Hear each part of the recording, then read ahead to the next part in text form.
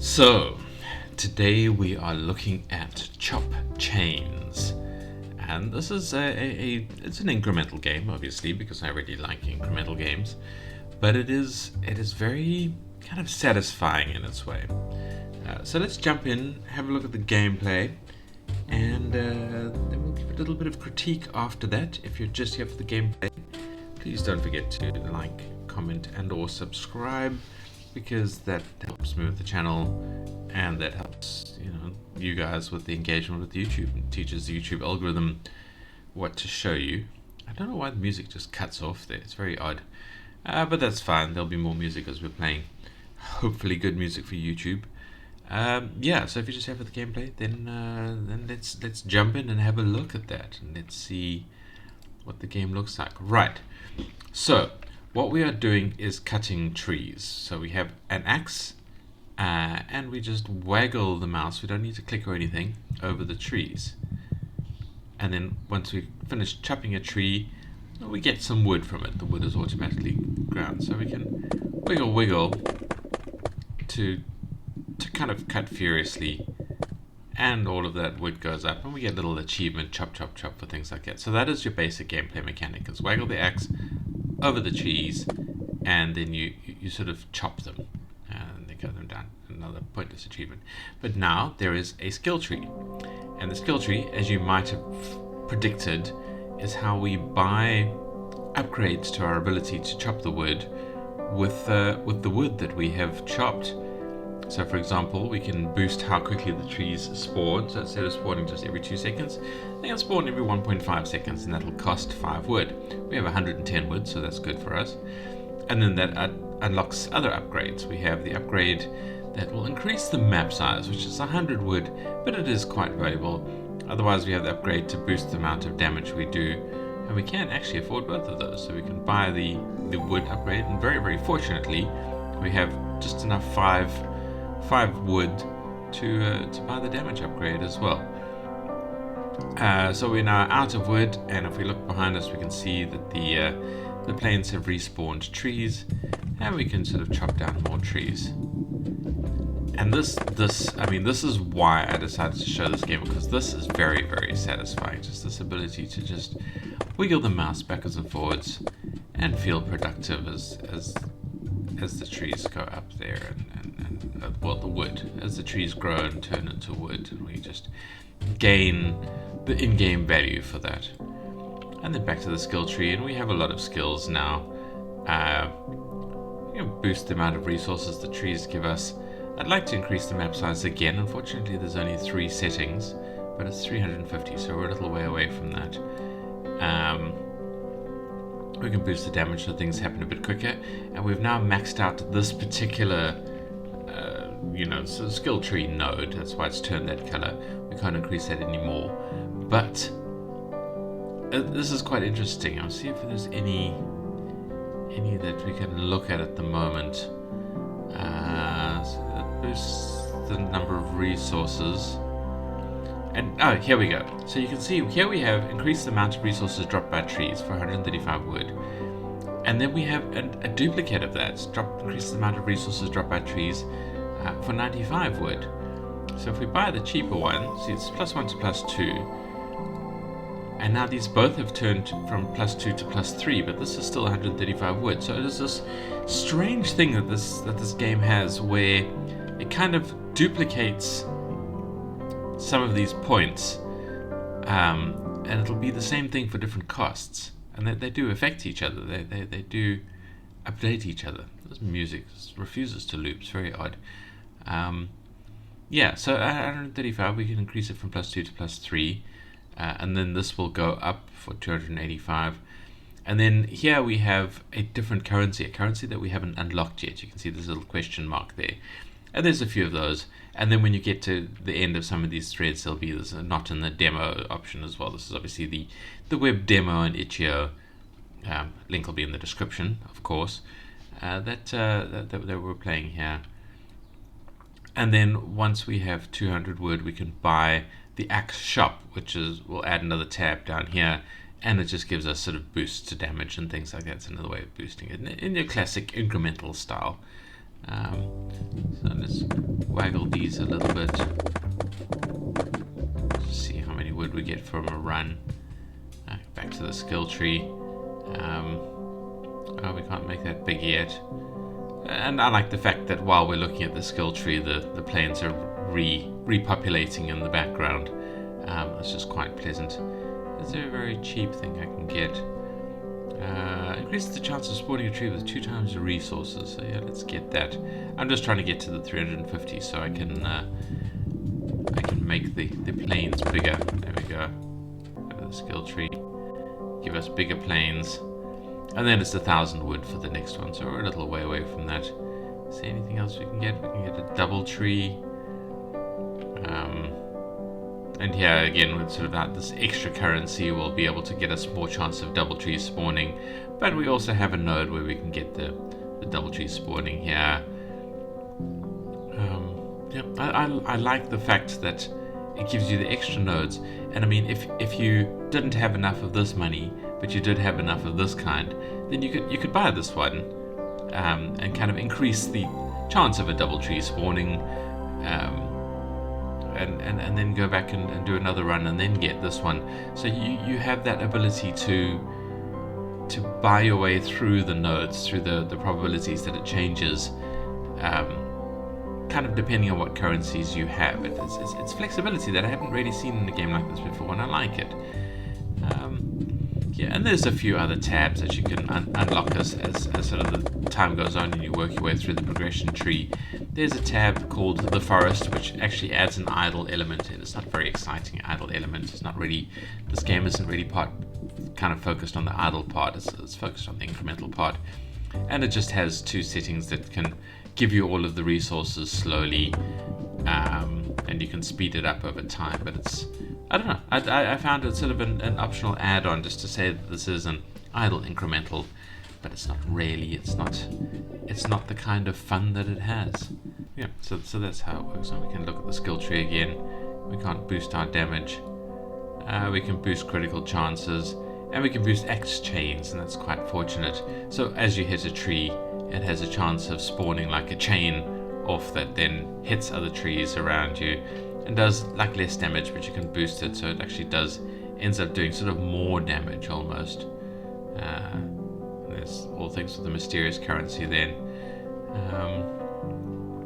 And we can boost the bounces as well. Bounce 3 times. Interesting. Can we see that? Yeah, you see the blue lines are now the bounces, so they're doing extra damage around us and things like that. And that's it. That's all the gameplay I'm going to show. I think it's a very sweet, very comfortable, and very satisfying. I mean, this is just so satisfying. I can't even explain how. Where you just wave the mouse around and things happen. And I don't know. I think it's similar to the kind of feelings you get from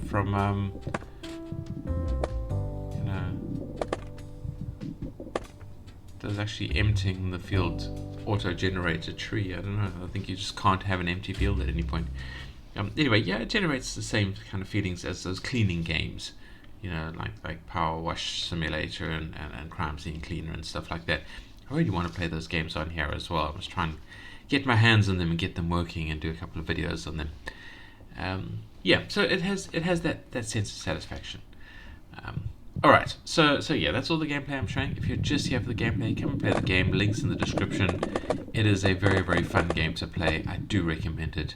It is comfortable, it is satisfying. And yeah, thank you for watching, and I'll see you in the next video. If, however, you are here for the critiques, well, let us start in our usual place with the UI, looking at the options. We have some very, very good settings, separate controls for music and sound effects, screen shake, graphics quality, languages, all of that kind of stuff. I mean, it is a very, very good settings page. We'll click on the other button. We have a save button. I think that just saves the kind of state in the cookies. It doesn't give you different saves or anything like that. We have the quote-unquote achievements page. It just shows you the achievements that you've gotten and are working towards. It does sort of show you other ones that you can unlock slowly. It doesn't drag very well. Oh, there we go. It's weird, I couldn't get it to drag before. I didn't realize that there was actually more options here. I was on Firefox. I wonder if that's a Firefox versus Chrome thing. Anyway, I mean, if you care about the chips, they don't give you anything other than a marker of your progression. And a lot of these are actually quite easy to get once you've unlocked them. So yeah. Then we have, what is this button? Oh, the statistics page. Just tells you how much damage you're doing, how much you've played, what you've done, all of that kind of stuff. It's nice. It's a nice page. I'm not sure about that icon, but it works. And there's a link to their Discord and things like that. And let's see if we can go back to the main menu. Yeah, same things, settings. There's a different game mode, which is time attack.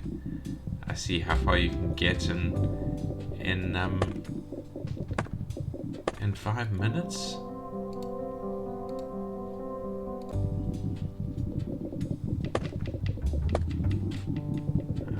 I don't know what this. I guess that's what it is in the timer.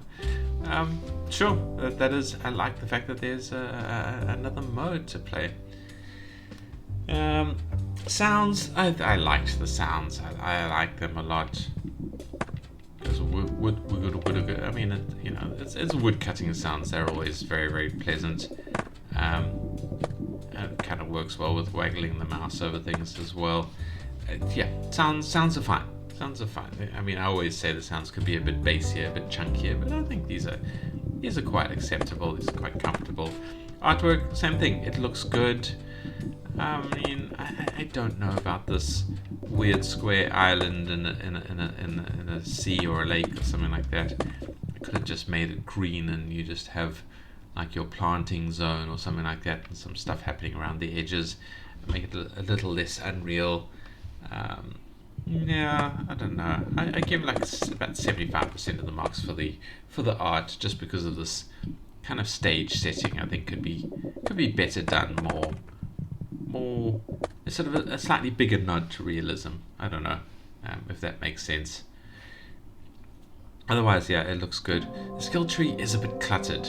I don't know if this is UI complaints or art complaints, but I found there's too much happening here. It would be nicer if the background was a bit more grayed out, so you aren't dealing with all this kind of visual clutter on top of all the stuff that's popping up and moving around and all these options and things like that.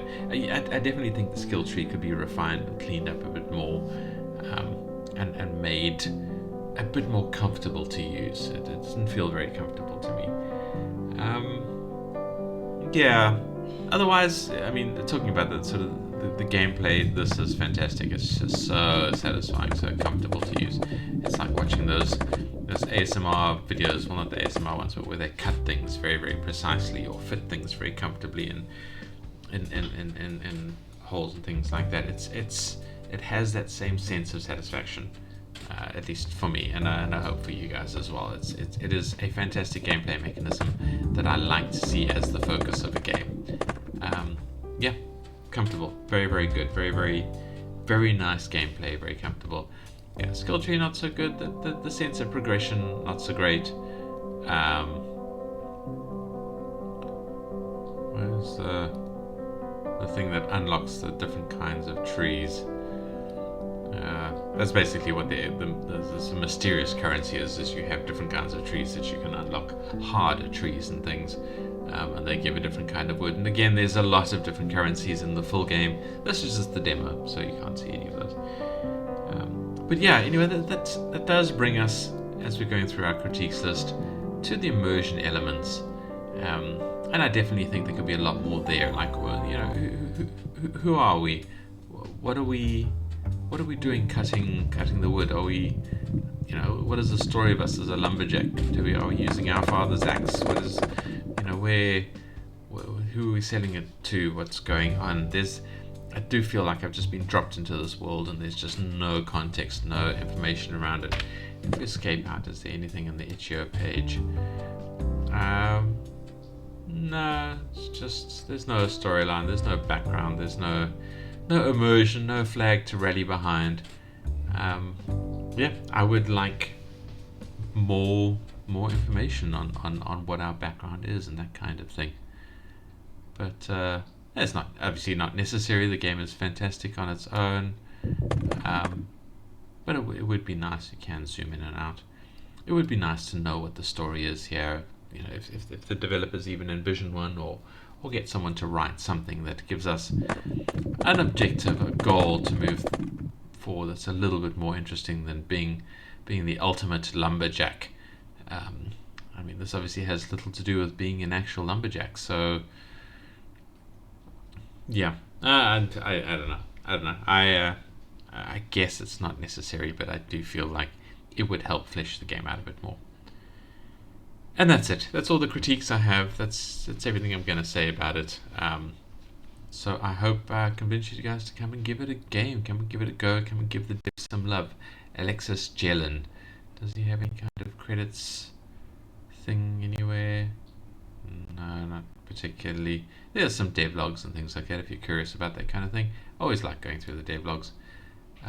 Yeah, and that's it. So thank you for watching. Come and play the game, and I will see you in the next video. Goodbye.